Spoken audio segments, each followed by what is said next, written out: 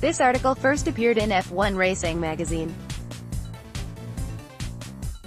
Juergen Rauch remembers the first time Dietrich Mateschitz turned up at their factory in Rankweil, Austria, asking his father if they would be able to facilitate a small production run. The Rauch family business had been in operation since 1919 and was renowned for its fruit juices. Switching production lines over to a low-volume run of Mateschitz' new product, something called an energy drink, seemed like a risk.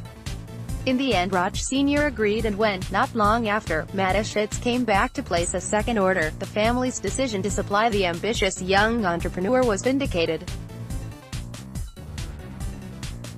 As sales of Red Bull gathered momentum at home and expanded across Europe, production soared. In January 2005, Peter Hulls and Roland Conchin showed me around the facility. Hulls was the winemaker whom Mateschitz had employed to help develop the flavor of Red Bull. Conchin, the head of operations, was tasked with getting it produced. Let's block ads. Why?